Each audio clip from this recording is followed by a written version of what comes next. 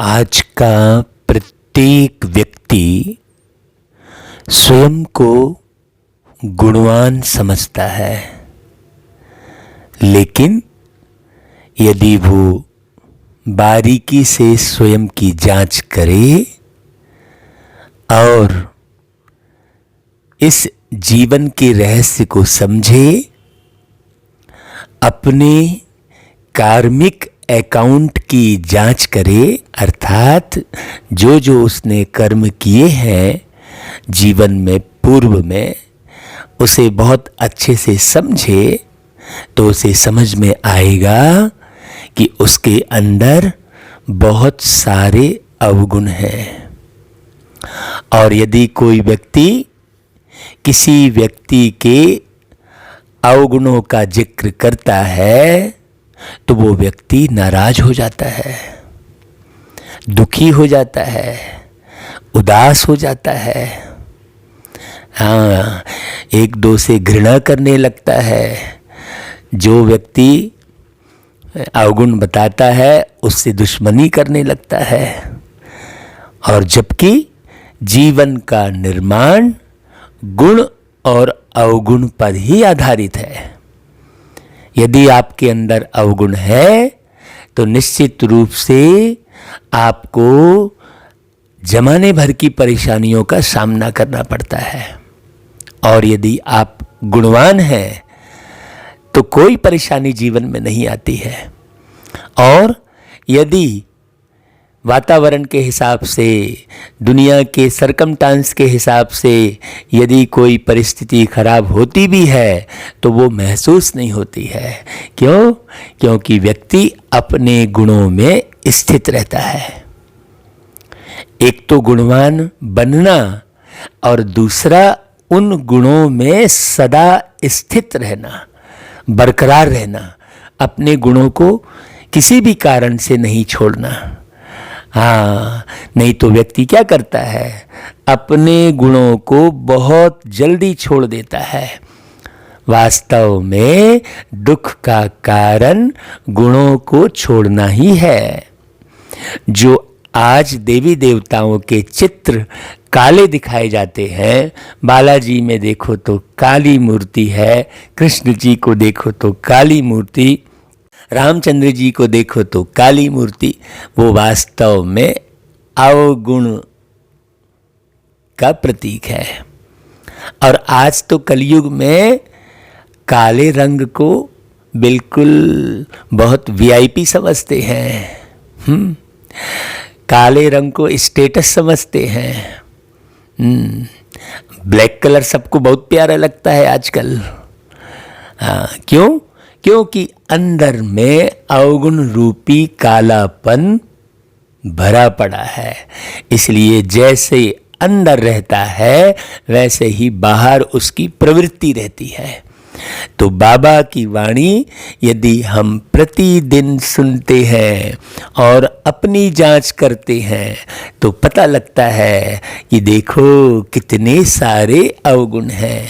और अवगुण रहते हुए यदि हम जीवन को जीते हैं तो हमें वो जीवन का आनंद नहीं आता। तो बाबा ने गुणों की चर्चा की है कि बच्चे तुम्हारे अंदर कौन कौन से गुण हैं।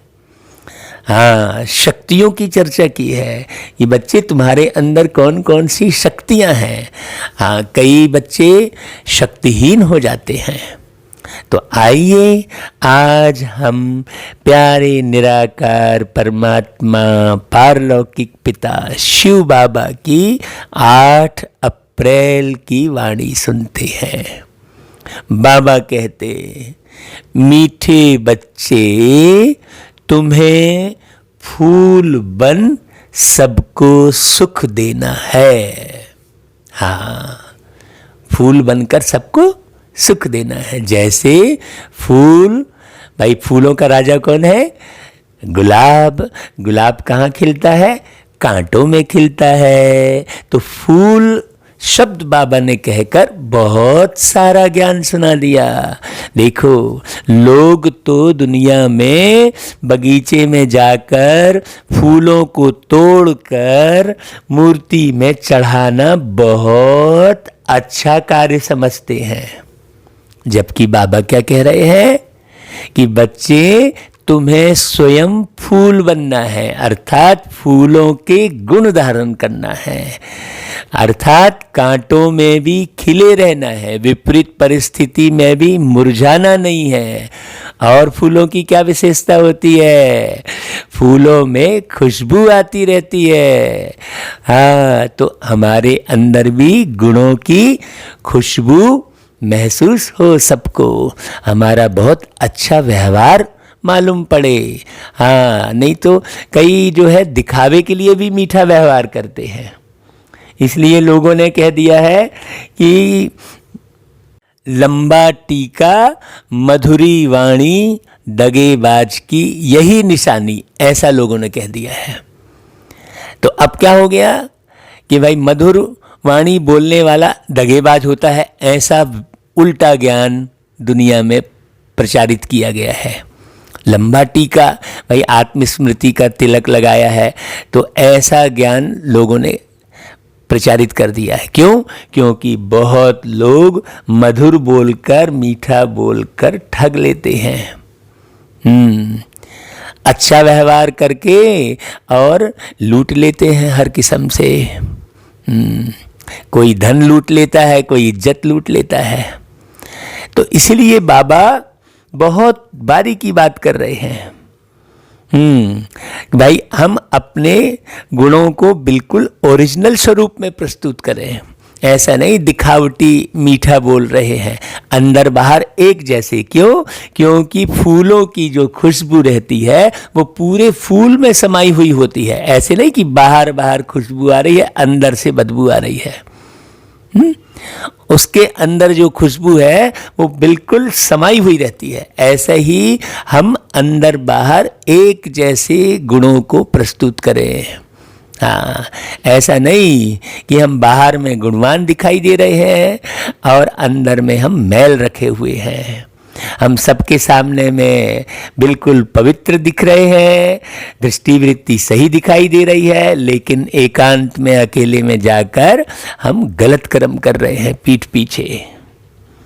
हाँ, लोगों के जो दिखाई नहीं दे रहा है। हाँ, कौन देख रहा है मेरे को कि मैं ये सामान में मिलावट कर रहा हूँ। देखो, आज जो है व्यक्ति दवाई देखो डुप्लीकेट, सामान देखो डुप्लीकेट, ये सब क्या है? ये सब छुप कर किए हुए गलत कर्म है। तो बाबा कहते हैं फूल बच्चे मुख से रत्न निकालेंगे। रत्न निकालेंगे मतलब मीठा बोलेंगे, समझ युक्त बात करेंगे। हाँ, अच्छा भाई, बाबा कहते हैं देखो, फूल बनने वाले बच्चों प्रति भगवान की कौन सी शिक्षा है जिससे वह सदा खुशबूदार बना रहे। हाँ, सदा खुशबूदार, फूलों में सदा खुशबू रहती है। ऐसा नहीं कि खुशबू समाप्त हो गई फूलों की। हाँ, वो पेड़ में है, लगा हुआ है पेड़ में, तो वो बिल्कुल खुशबू बिखेरता रहता है। ऐसा ही हम भी संसार में, घर परिवार में लगे रहें, अलग ना हो, टूटे ना, और खुशबू बिखेरते रहें। तो बाबा कहते हैं, हे मेरे फूल बच्चे, तुम अपने अंदर देखो कि मेरे अंदर कोई आसुरी अवगुण रूपी कांटा तो नहीं है। अगर अंदर कोई कांटा हो तो जैसे दूसरे के अवगुण से नफरत आती है, वैसे अपने आसुरी अवगुण से नफरत करो तो कांटा निकल जाएगा। लेकिन ये मालूम पड़े तब ना। अगर दूसरा एहसास कराता है तो भी मालूम नहीं पड़ता, तो भी नहीं मानते। कहाँ मेरी गलती कहाँ है? मैंने ऐसा कहाँ बोला? मैं ऐसा थोड़ी बोल रहा था, मैं ऐसा थोड़ी कर रहा था। ऐसे आर्गुमेंट करने लगते हैं। बाबा कहते हैं अपने को देखते रहो। अभी तो दूसरों को देखते रहते हैं। बाबा कहते हैं मनसा वाचा कर्मणा, ऐसा कोई विकर्म तो नहीं होता है। देखो स्पष्ट बाबा ने कहा, मनसा माने मन में किसी के लिए उल्टा सीधा सोच रहे हैं, वाचा हाँ बिना सोचे समझे किसी के लिए भी कुछ भी बोलते रहते हैं लोग, और कर्मणा कैसे भी कर्म करते रहते हैं। जैसे कि हमने मिलावट का उदाहरण दिया, हाँ घूसखोरी का उदाहरण दिया है ना, बहुत सारे हैं, भ्रष्ट आचरण, कैसे भी कर्म करते रहते हैं, निंदाचारी। बाबा कहते हैं अगर ऐसा है तो उसका दंड भोगना पड़ता है। ये सिस्टम सेट है, इसमें कोई तुमको सजा देने वाला नहीं है।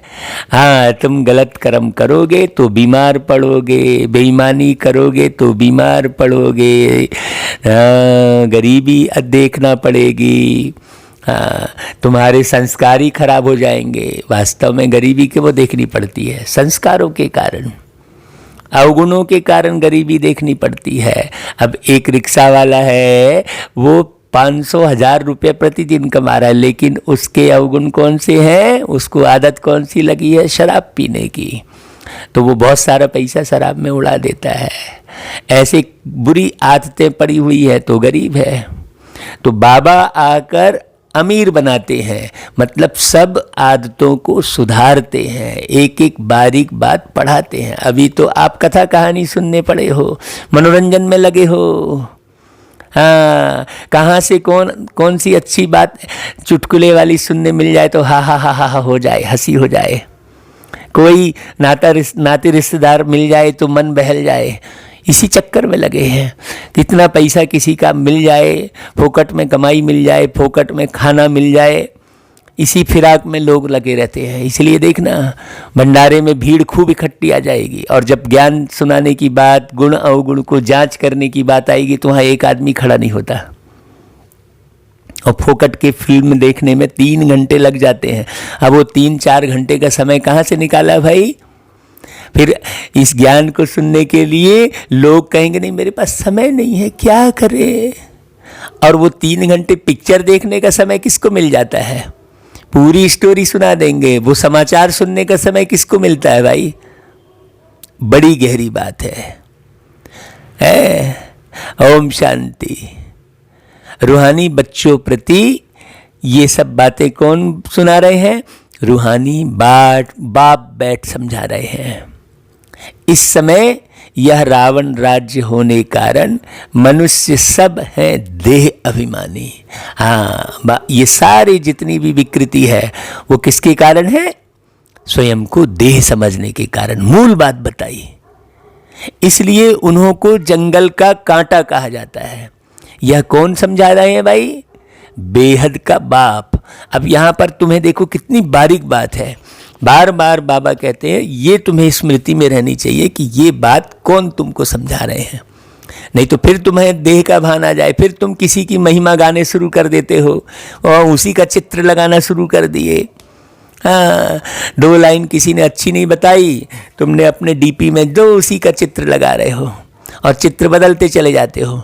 नहीं, बेहद का बाप, निराकार, हाँ विचित्र बाप, जिसका कोई चित्र नहीं है, जो अब कांटों को फूल बना रहे हैं।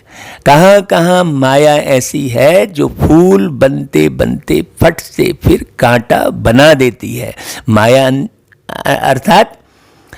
अर्थात तुम्हारे पुराने संस्कार, इसको कहा ही जाता है कांटों का जंगल।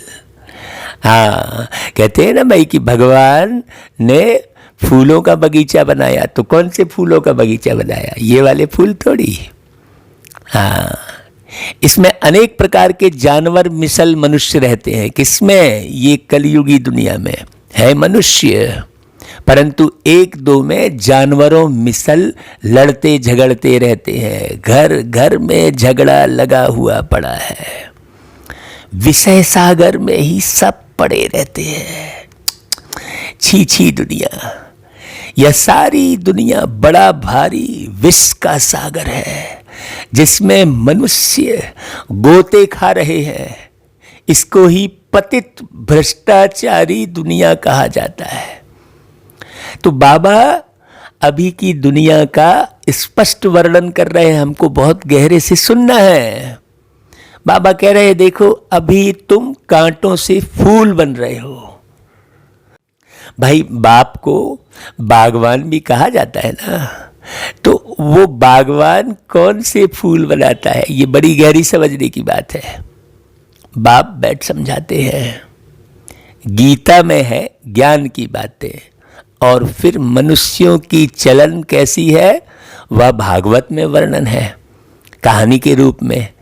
हाँ भाई, आत्मदेव ब्राह्मण की चलन दिखाई तो धुंधकारी की चलन दिखाई, हाँ तो धुंधली जो आत्मदेव की पत्नी है उसकी चलन दिखाई। तो भागवत में क्या है, मनुष्यों की चलन का वर्णन है। तो राजा परीक्षित की चलन दिखाई है ना भाई, तो श्रृंगी ऋषि की चलन दिखाई। ये भागवत की कथाएं हैं। कितनी सुंदर बात बाबा ने सार में बताई है। और आज लोग मनुष्यों की चलन वाली कथा को बड़े रस लेकर सुनते हैं। हाँ, एक दूसरे की चलन का भी वर्णन करेंगे और वो कथा में भी चलन का ही वर्णन कर रहे हैं। ज्ञान की बात तो है ही नहीं। क्या क्या बातें लिख दी हैं। सतयुग में ऐसे थोड़े ही कहेंगे। और अभी सर्वश्रेष्ठ भागवत को समझते हैं भाई, और सुनाते वही कथा कहानी है, वही मारपीट, वही व्यभिचार की बातें। अब रामायण में वही अहिल्या की बात कह दिया भाई, रामचंद्र जी आए, पत्थर की अहिल्या हो गई, तो छू टच किया तो वो हो गई, वापस नारी बन गई। और वो पत्थर की क्यों बनी, क्योंकि उसने व्यभिचार किया। तो ये कहानी सुनाई पड़े हैं। अब उसका अर्थ नहीं समझ रहे हैं कि व्यभिचार से ही व्यक्ति पत्थर बुद्धि बन जाता है। तो भगवान आकर ज्ञान सुनाकर पारस बुद्धि बनाता है, इसका अर्थ भी तो समझो। नहीं, अब वही कथा कहानी देखकर दुनिया में क्या बढ़ा, व्यभिचार बढ़ गया। सुनाई कथा कहानी तो बहुत श्रेष्ठ दुनिया के निर्माण करने के लिए, लेकिन लोगों ने उठाया क्या, इसलिए बाबा कथा कहानी के पीछे जाते ही नहीं। बाबा ज्ञान की बातें समझाते हैं, ज्ञान ही अमृत है। तो बारीकी सुनना भाई। तो बाबा कहते हैं सतयुग में ऐसे थोड़ी कथा कहानी करेंगे। सतयुग तो है ही फूलों का बगीचा, तो वहां पर अवगुणों का वर्णन थोड़ी होता रहेगा। भागवत में जैसे करते हैं चलन का वर्णन, वैसे थोड़ी होता रहेगा, क्योंकि फूलों का बगीचा है। सब फूल के समान रहते हैं, जैसे फूल सबको सुख देते हैं, खुशबू बिखेरते हैं। हाँ, अपनी बगिया में बिल्कुल लगे रहते हैं फूल, है ना। वैसा ही सतयुग में सब एक दूसरे से बहुत आपस में जुड़े रहते हैं, प्रेम करते हैं। अभी तो कोई किसी से जुड़ा नहीं है। भीड़ देखो करोड़ों की है, लेकिन उन करोड़ों की भीड़ में प्रत्येक व्यक्ति अकेला है, टूटा हुआ है। हाँ, सतयुग में ऐसा नहीं होगा। तो वो फूल बनने की प्रक्रिया कब है, सतयुग से पहले, कलयुग के अंत में। ये बारीक समझने की बात है कि नहीं भाई। अब हम क्या क्या सुने पड़े हैं। बाबा कहते हैं वो फूल तुम अभी बन रहे हो। फूल बनकर फिर कांटे बन जाते हैं। आज बड़ा अच्छा चलते, फिर माया के तूफान आ जाते हैं, छोड़ देते हैं। हाँ, कमी कमजोरी निकालते। अरे भैया वो सेंटर में तो ऐसा कर रहे हैं, वो बहन जी ऐसा कर रहे हैं। अरे तुम बहन जी क्यों उल्टी सीधे व्यवहार को देखकर तुम ज्ञान को क्यों छोड़ रहे हो भाई। तो घर में भी पढ़ना बंद। अरे तुम भैया, तुमने ज्ञान को वास्तव में छोड़ा है। बहन जी का बहाना रख के तुमको जो है चलना नहीं आ रहा है, पवित्र रहना पसंद नहीं आ रहा है, तो तुमने बहन जी का बहाना करके ज्ञान को छोड़ दिया है। हाँ, तो सेंटर के वातावरण का वर्णन करने लग जाएंगे उल्टा सीधा। अरे भाई, तुम बाबा की वाणी को उठाओ, बाबा के ज्ञान को समझो, बाबा को समझो। जैसा तुम पहले कर रहे थे वैसा वहां जाके भी करने लग गए, तो तुम में अंतर क्या आया। तो बाबा कहते हैं देखो, बैठे बैठे माया क्या हाल कर देती है। बाप कहते रहते हैं अरे भाई हम तुमको विश्व का मालिक बनाते हैं, और बच्चे क्या करते रहते, भारतवासियों को कहते हैं कि तुम विश्व के मालिक थे। हाँ, कल की बात है, अब उसी में उलझ जाते हैं। हाँ, नहीं तो कई ऐसी फिलॉसफी विकसित कर लिए, बाबा यहाँ आ रहा है, वहाँ आ रहा है। अरे बाबा 10 जगह आके करेगा क्या भाई? तुमको सुना दिया, समझा दिया मुरली में, अब तुम फिर उसमें उलझे हो कि बाबा दिल्ली में आ रहा है, तो बाबा बॉम्बे में आ रहा है, तो बाबा कलकत्ता में आ रहा। अरे कहीं भी आ रहा हो, तुम गुणवान तो बनो पहले, एक दूसरे से ईर्ष्या तो खत्म करो, है ना। बाप ही फूलों का बगीचा बनाते हैं। बाबा कहते हैं, समझो बच्चे, लक्ष्मी नारायण का राज्य कल ही तो था, हीरे जवाहरातों के महल थे, उनको कहते ही है गार्डन ऑफ अल्लाह। जंगल यहाँ है, फिर बगीचा भी इसी धरती पर होगा ना भाई। हाँ, भारत स्वर्ग था, उसमें फूल ही फूल थे। बाप ही फूलों का बगीचा बनाते हैं। फूल बनते बनते फिर संग दोष में आकर खराब हो जाते हैं। बस बाबा हम तो शादी करते हैं, माया का भपका देखते हैं ना। बाबा कहते हैं यहां तो है बिल्कुल शांति है, यह दुनिया सारी है जंगल, जंगल को जरूर आग लगेगी तो जंगल में रहने वाले भी खत्म होंगे ना। वही आग लगनी है जो 5000 वर्ष पहले लगी थी। हाँ, काम की अग्नि में सब जल मरेंगे, क्रोध की अग्नि में लड़ मरेंगे, अभिमान की अग्नि में बिल्कुल टूट जाएंगे, बीमार हो जाएंगे अभिमान की अग्नि में, लोभ की अग्नि में सारा स्वास्थ्य ही बिगाड़ लेते हैं।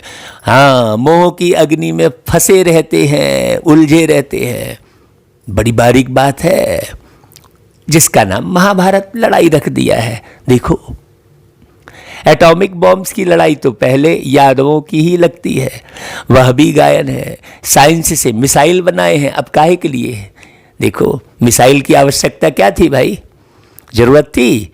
अगर सब गुणवान बने, एक दूसरे को बहुत प्रेम करे, एक दूसरे को अच्छे से समझे, स्वार्थ वृत्ति खत्म करे, तो मिसाइल बनाने की जरूरत है क्या? अभी तो देखो कितने मिसाइल, अणु, परमाणु बम, ये सब विनाश के रास्ते बना दिए।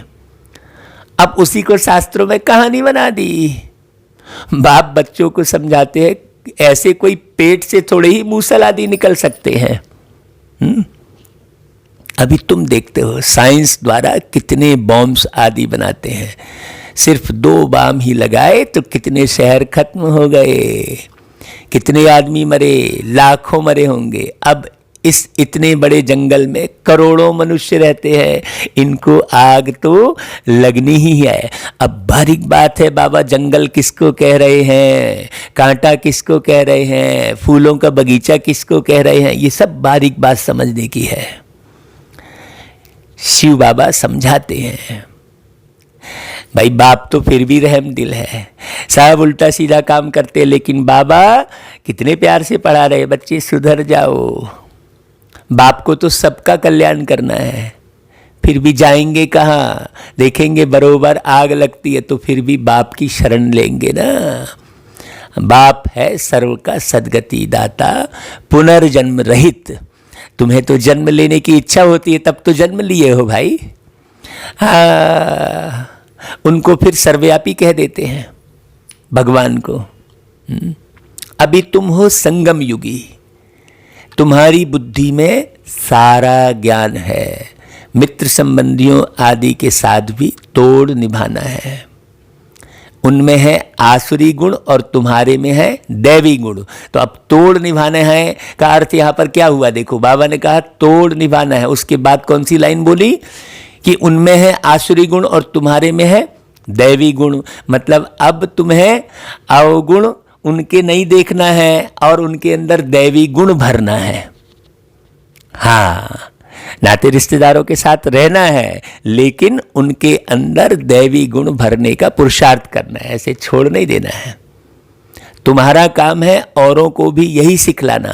माने आप इतने मजबूत बनो जो तुम्हें किसी का व्यवहार सहन होता रहे और उनकी मानसिक सेवा करते रहो। कोई मुख से नहीं समझ रहा है तो आप 3 बजे उठकर उसे मन से समझा दो। जो बातें आप मुख से कहना चाह रहे हो लोगों को, वो आप मन से कह सकते हो। वो पावर है, मानसिक पावर बहुत बड़ी है। बाबा ने मानसिक पावर को बहुत अच्छे से समझाया है।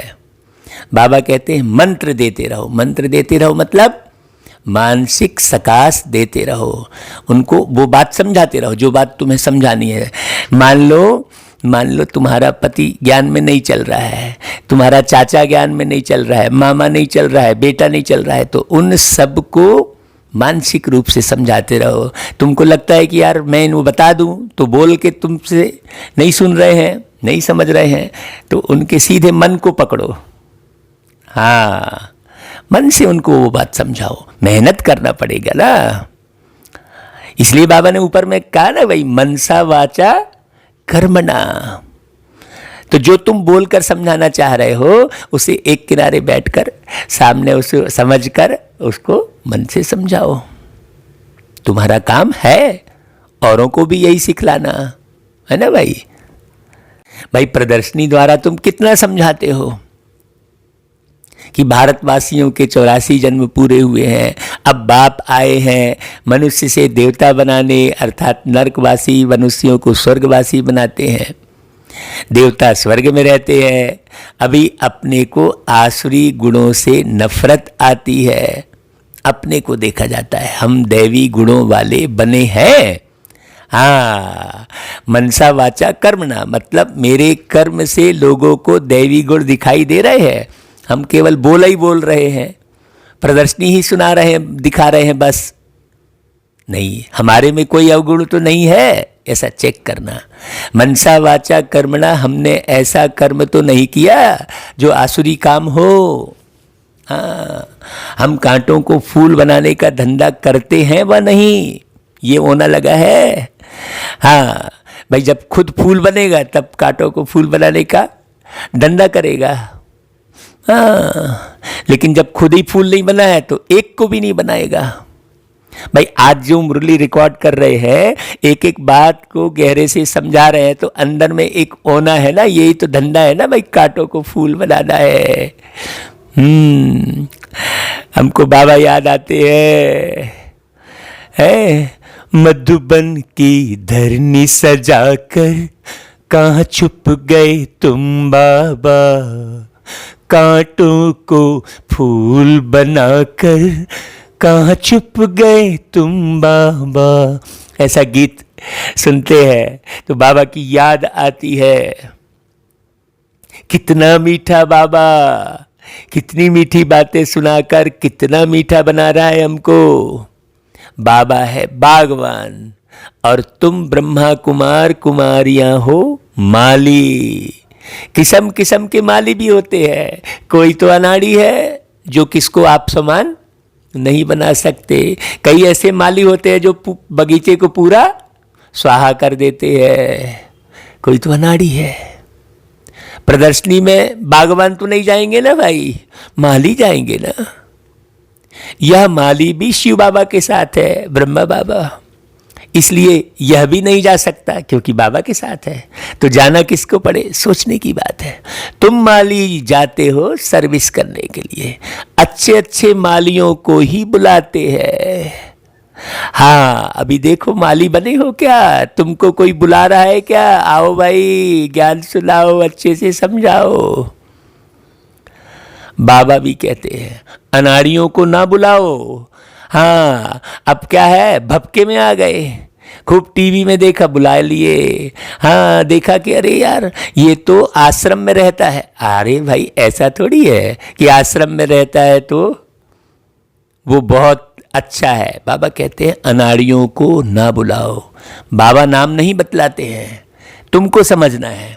बाबा कैसे नाम बतलाएंगे, नहीं तो फिर बिघन शुरू हो जाएंगे।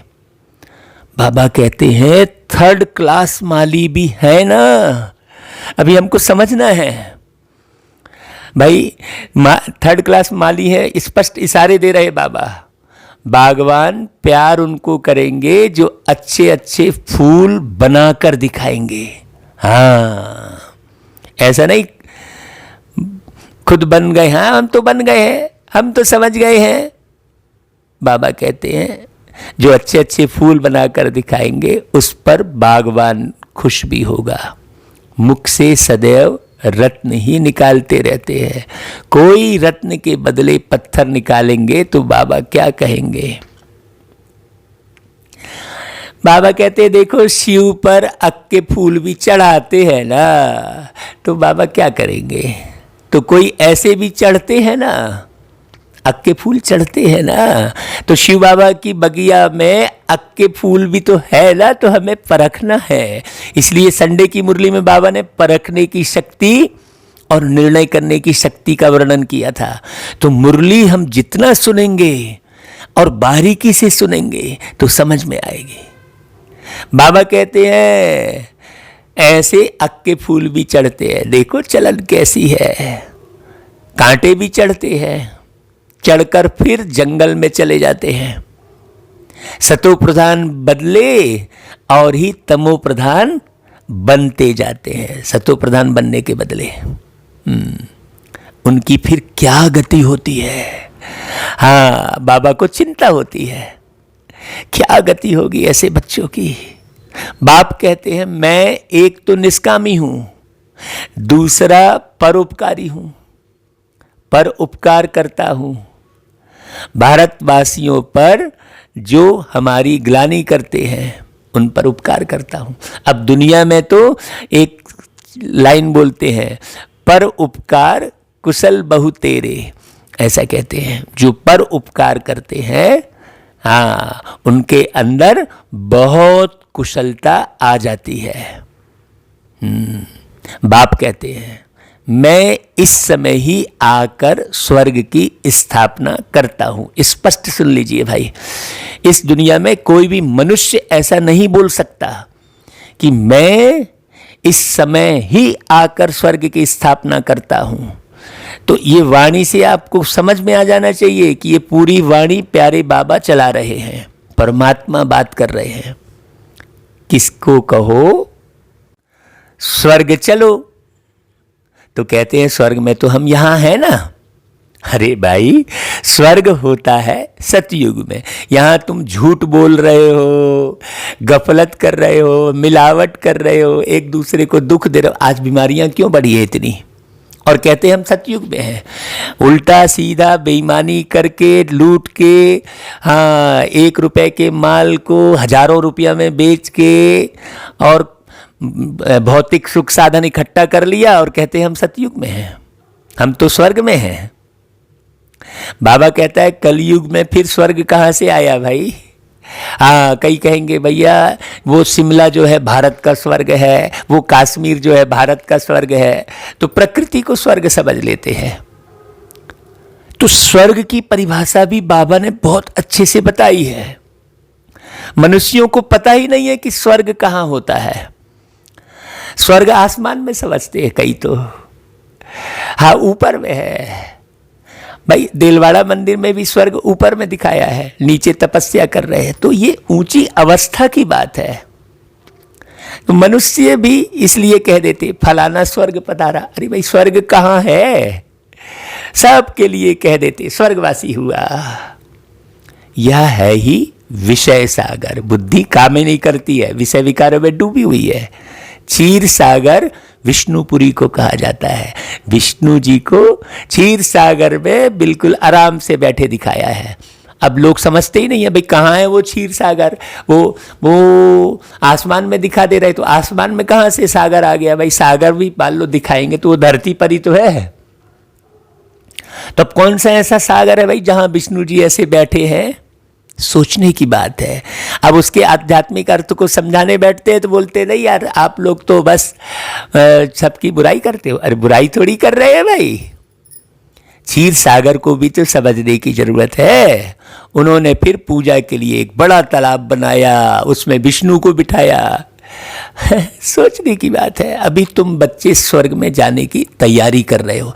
अब स्वर्ग में जाने की तैयारी कर रहे हो तो कई बच्चे ये नहीं समझ रहे हैं, इस सन में इतनी तारीख में फलाना कृष्ण आएगा, ऐसा वर्णन करते हैं। स्वर्ग में जाने की तैयारी का मतलब क्या है ये भी समझने की जरूरत है।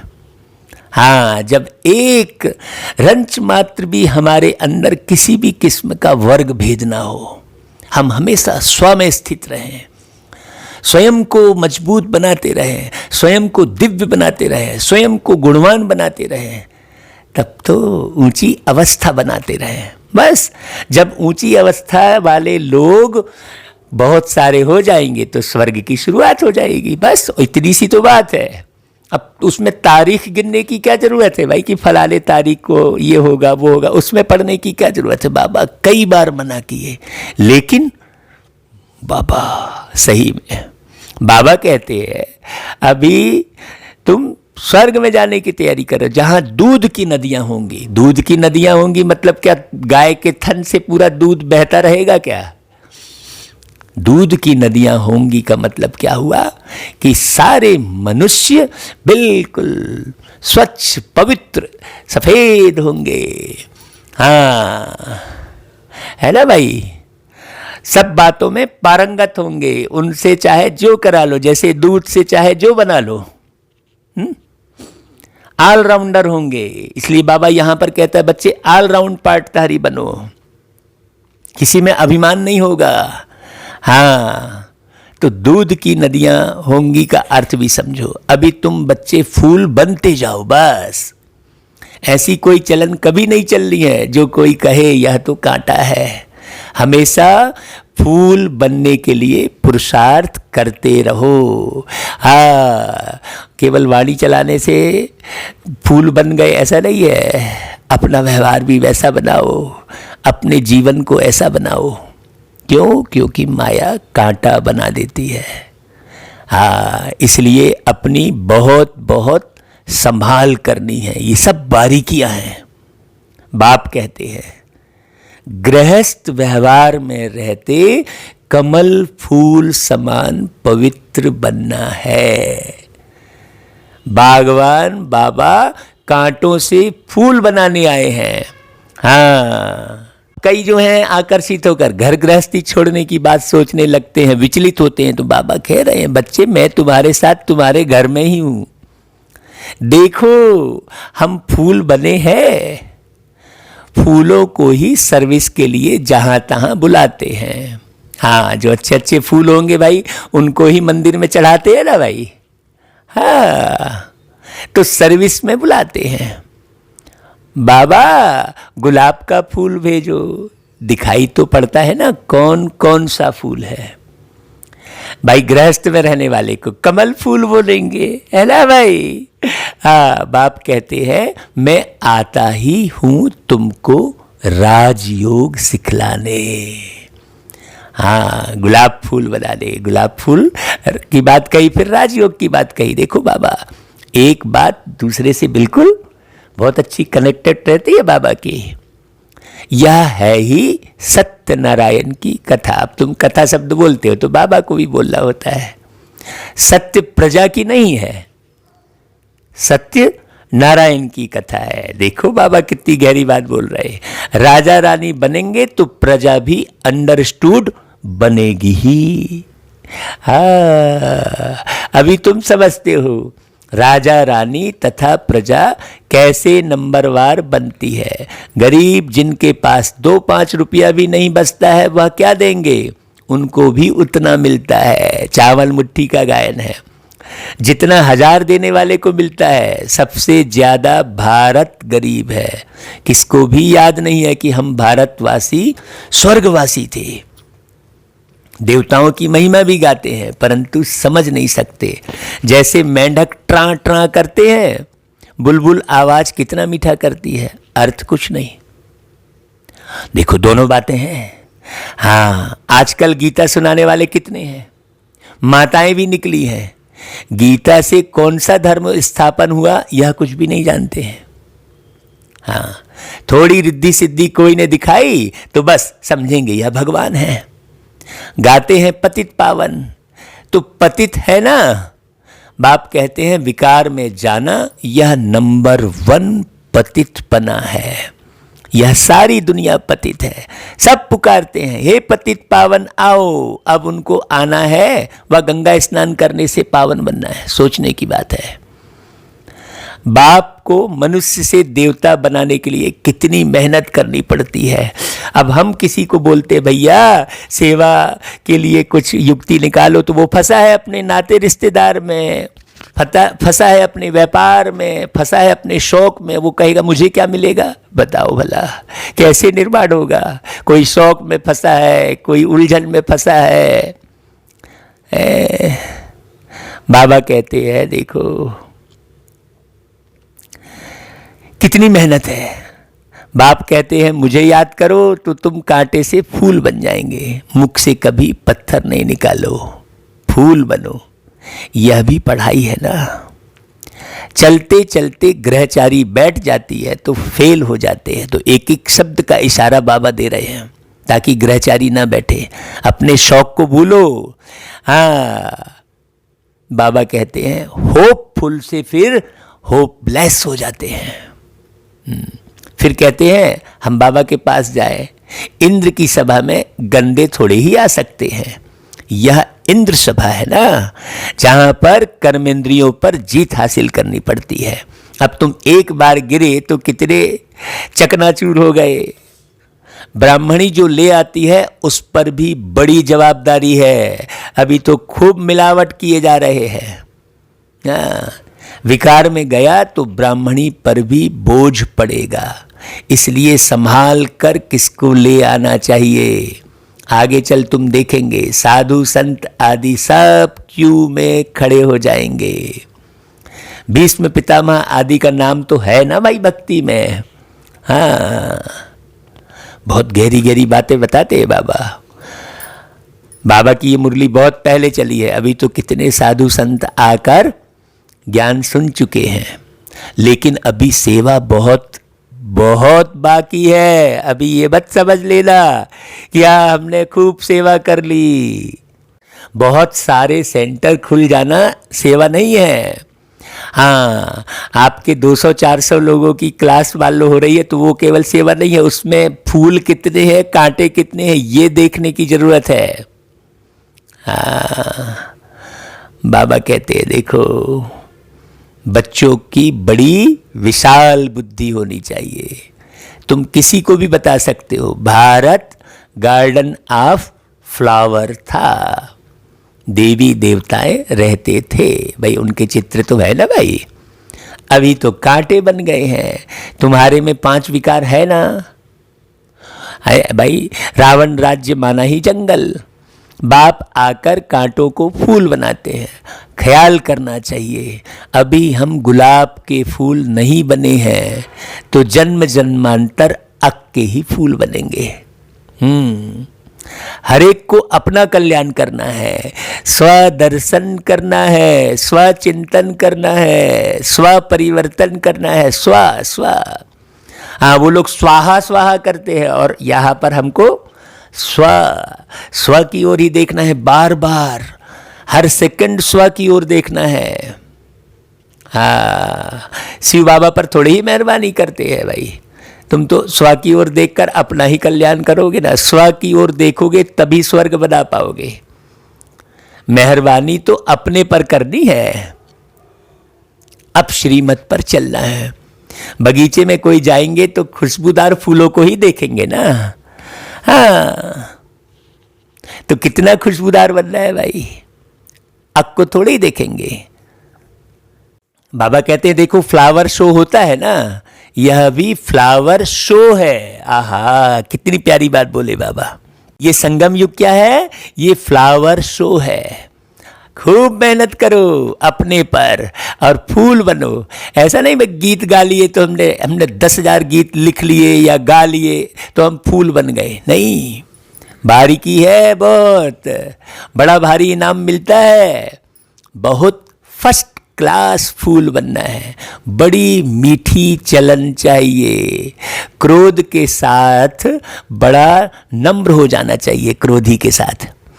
हाँ भाई, जो क्रोधी है उसके साथ नम्र हो जाओ, नहीं तुमको सहन ही नहीं हो रहा है, हाँ भगा दिए उसको। कैसे बदलोगे? बाबा कहते हैं हम श्रीमत पर पवित्र बन पवित्र दुनिया स्वर्ग का मालिक बनने चाहते हैं। युक्तियां तो बहुत होती है ना, माताओं में त्रिया चरित्र बहुत होते हैं। हाँ, माताओं में कहते हैं त्रिया चरित्र न जाने कोई और पति मार के सती होए। ऐसा त्रिया चरित्र के लिए गायन है। हाँ, तो देखो अब उस त्रिया चरित्र को कहां यूज करो? चतुराई से पवित्रता में रहने के लिए पुरुषार्थ करो। हाँ, जैसे वो त्रिया चरित्र दिखाते हैं। हाँ, संबंध किसी और से बन गया और पति को भी मार डाला। ऐसा ही यहां पवित्र रहने का चरित्र दिखाओ। बाबा कहते हैं अगर तुम ऐसा करोगे तो तुम कह सकती हो कि भगवान उवाच काम महाशत्रु है, पवित्र बनो तो सतो प्रधान बन जाएंगे। हम तो जो है कई जगह सेवा में जाते हैं, बाबा हमको जगह जगह ले जाते हैं तो बहुत सारे युगल हमको देखने मिलते हैं। हाँ, कई जगह नारी पवित्र रहना चाहती है तो उसको पुरुष तंग करता रहता है, कई जगह पुरुष पवित्र रहना चाहता है तो नारी उसको तंग करती रहती है। हाँ, ऐसे कई देखने मिलते हैं। फिर उन्हें बैठ के बिल्कुल एकांत में ले जाकर विषय वासना के बारे में समझाते हैं। क्यों? क्योंकि बाबा ने हमको गृहस्थी से चुना है ना, तो बहुत अच्छा अनुभव है। हाँ, तो बहुत अच्छे से समझाते हैं एकदम एक एक बारीकी, तब वो दोनों युगल चल पड़ते हैं। फिर हाँ, फिर उनको समझ में आता है नहीं भाई ये युगल चल रहे हैं तो हमको भी चल सकते हैं, हम भी चल सकते हैं, ऐसा उनमें प्रेरणा आती है। ऐसे कई युगलों को बैठाल के समझाने का अवसर प्यारे बाबा ने दिया। कईयों के ऐसे फोन भी आते हैं भाई, बाबा का शुक्रिया जो सारा देश घुमाया बाबा ने, कितना सेवा का चांस दिया बाबा ने। हाँ, कितनी कमाई की इस जहां में आके, हुए बेफिक्र हम बाबा को पाके, हुए बेफिक्र हम बाबा को पाके। तो बाबा को पाके हम बेफिक्र हुए, मतलब बाबा ने जो पवित्रता सिखाई उस पवित्रता को धारण करके हम बेफिक्र हुए। बाबा ने जो सत्यता सिखाई, बहुत बारीक सत्यता, कि तुम शरीर नहीं हो बच्चे, तुम एक आत्मा हो, उस सत्यता को धारण किया तो बेफिक्र हुए। हाँ, बाबा को पाके बेफिक्र होना इसका मतलब ऐसा थोड़ी है कि कोई आश्रम बना लिए, वहाँ समर्पित हो गए और फिर घर में घर वालों को याद कर रहे हैं, ठसन मारने लग गए, हम तो इतने साल से ज्ञान में चल रहे हैं, ऐसा है वैसा है। नहीं, देखो कहाँ से कहाँ बाबा कितना निर्विकारी निराकारी बनाता है। हाँ, कितनी कमाई की इस जहां में आके, ये गीत आपको पूछ रहा है। बाबा कहता है हाँ कि भाई माताएं जो है पवित्र बने, पवित्र बनो तो सतो प्रधान बन जाएंगे। तो क्या हम भगवान की नहीं माने? ऐसा माताएं युक्ति से बचें, युक्ति से अपने को बचाना चाहिए। भाई विश्व का मालिक बनने के लिए थोड़ा सहन किया तो क्या हुआ?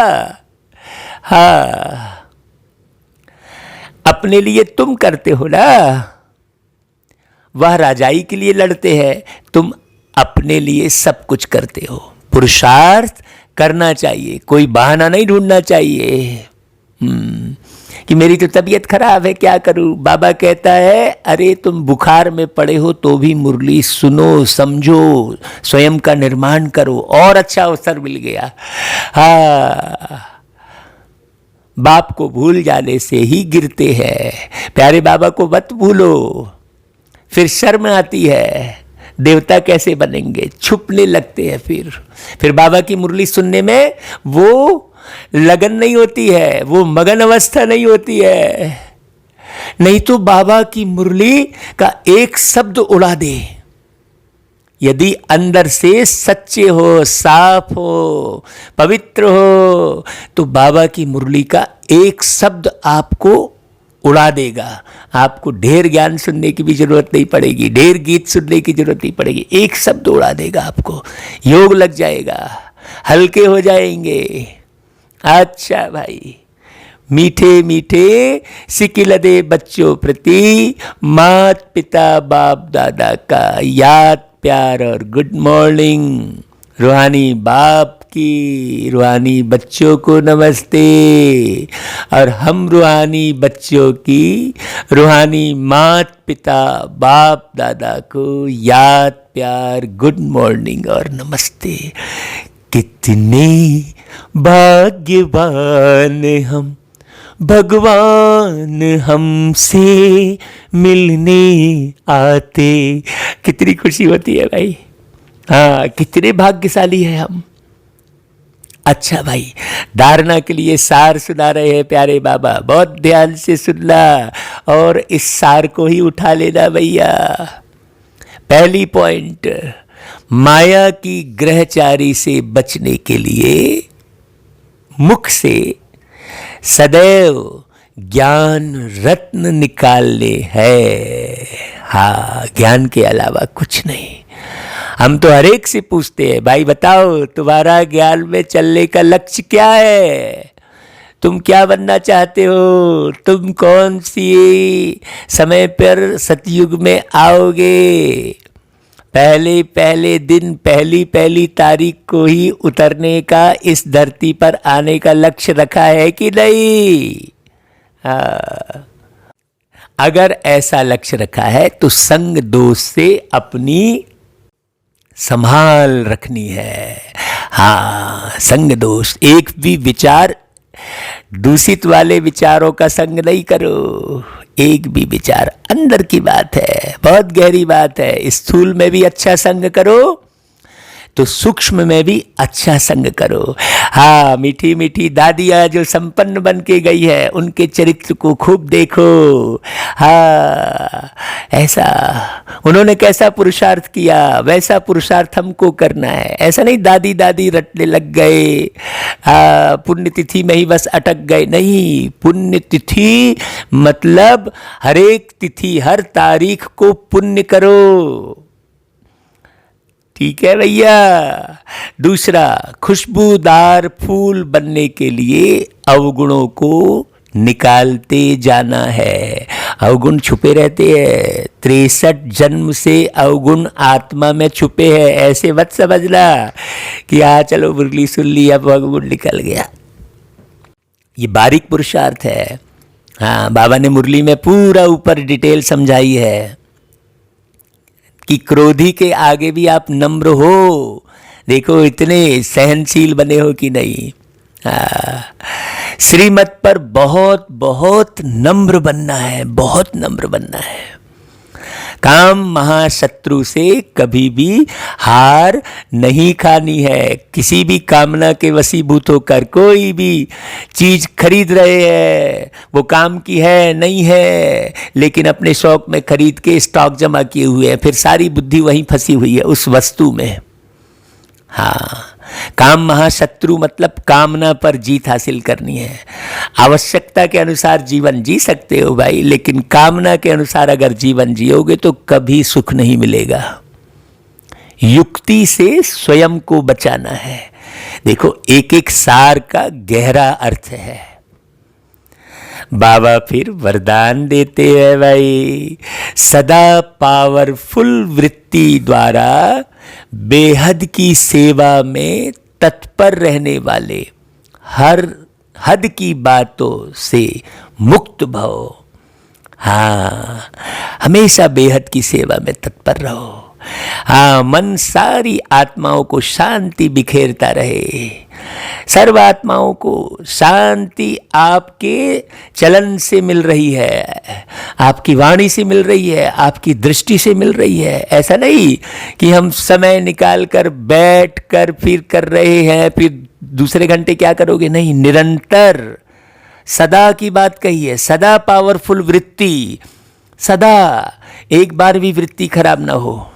जैसे साकार बाप को सेवा के सिवाय कुछ भी दिखाई नहीं देता था, ऐसे आप बच्चे भी अपने पावरफुल वृत्ति द्वारा बेहद की सेवा पर तत्पर रहो, सदा तत्पर रहो, तो हद की बातें स्वतः खत्म हो जाएंगी भाई। हाँ, हमारा जीवन तो वैसा ही बीता, कितनी खुशी होती है। हमारा जीवन तो ऐसा ही बीता है भाई, ये बिल्कुल सच्चाई है, ऐसा ही नहीं। बाबा ने अच्छे से पकड़ा हमको। हाँ, हद की बातों में समय देना यह भी गुड़ियों का खेल है। देखना, जैसे ही किसी की निंदा शुरू किए तो 2 लंबी लाइन खींचना शुरू हो जाती है, उसी के बारे में बोल रहे हैं, कंटिन्यू। हाँ भाई, जरा किसी के अवगुण देखे तो हम कितने गुणवान हैं, उसमें अवगुण मान लो दिखाई भी दे गया तो अपना देखो। हाँ, जैसे अपन गाड़ी चलाते रहते हैं तो सामने वाले की लाइट जल रही है तो देखा तो अपनी जांच करते, अरे हमारी तो नहीं जल रही है। हाँ, जैसे गाड़ी चलाते रहते हैं तो साइड स्टैंड किसी का लटका रहता है तो उसको बोलते, भैया देखो साइड स्टैंड तुम्हारा लटका हुआ है, उसे हटा लो। फिर अपना भी तो देखो, पता चला तुम्हारा भी साइड स्टैंड लटका हुआ है। तो अगर दूसरे का दिखाई दे तो अपना भी जांचो।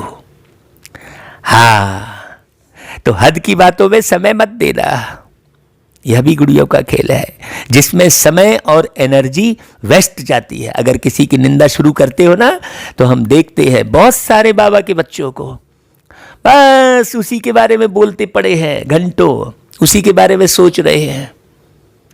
इसलिए छोटी छोटी बातों में समय व जमा की हुई शक्तियां व्यर्थ नहीं गवाओ। बाबा की बातचीत करो। हाँ, अपने अच्छे पुरुषार्थ को शेयर करो। हाँ, अच्छा भाई, फिर स्लोगन, सेवा में सफलता प्राप्त करनी है तो बोल और चाल चलन प्रभावशाली हो। हाँ, ऐसा नहीं अंदर कुछ बाहर कुछ, लोग पहचान जाते हैं, आपको बोलेंगे नहीं लोग। हाँ, लोग तो कहेंगे आप बहुत अच्छे हो, हाँ, और आप खुश हो जाएंगे, कहेंगे नहीं हाँ मेरी भी तो तारीफ हो रही है, लेकिन तुम अंदर जांचो। उस व्यक्ति से हमेशा बच के रहना चाहिए जो आपके अंदर यदि कोई गुण नहीं है और वो उस गुण की बात कर रहा है।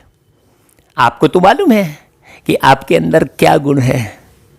हाँ, नहीं, आप वो गुणवान है नहीं और आपको दे कहीं मंच पर जो बोले जा रहा है। एक बार ऐसे ही हुआ, एक भाई दादी प्रकाश मणि जी की खूब तारीफ किए जा रहा था, तो उन्होंने बोला भैया बंद करो, ये बाबा की तारीफ करो। दादी ने कहा ये तुम मेरी तारीफ किए, बस माइक मिला और बस बोलते जा रहे हो। दादी को बिल्कुल अच्छा नहीं लगा।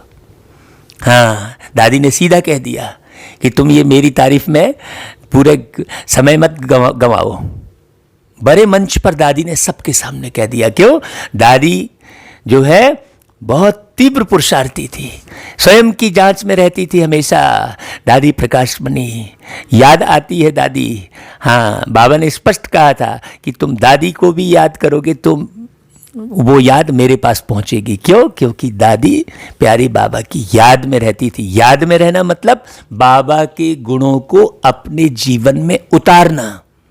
याद में रहना मतलब गीत सुन के मगन हो रहे हैं नहीं, गीत सुन के भी मगन हो, रिफ्रेश होने के लिए गीत ठीक है।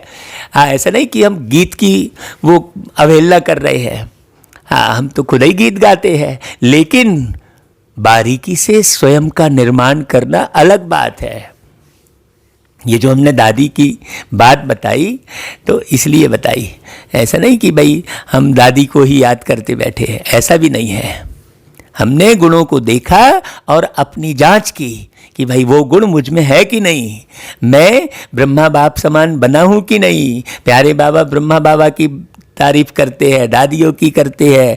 तो ऐसा पुरुषार्थ करो। हम तो बाबा से यही कहते थे, बाबा मैं भी ऐसा ही पुरुषार्थ करूं जो कभी आप हमारा भी नाम लो। तो बाबा ने हमारा नाम ही बदल दिया। काहे तू अपने नाम रूप के चक्कर में फंसा है बच्चा, ऐसा कह दिया बाबा ने। हाँ, हमें देखो बाबा एक एक बहुत अच्छी अच्छी पालना की है बाबा ने। अच्छा भाई, अब फिर बाबा की कल की वाणी 9 अप्रैल की फिर सुनेंगे। आप 8 अप्रैल की वाणी को 5 बार 6 बार सुनना। भाई देखो वो लोग 5 बार नमाज पढ़ते हैं ना, तो आप भी 5-6 बार सुनना अच्छे से।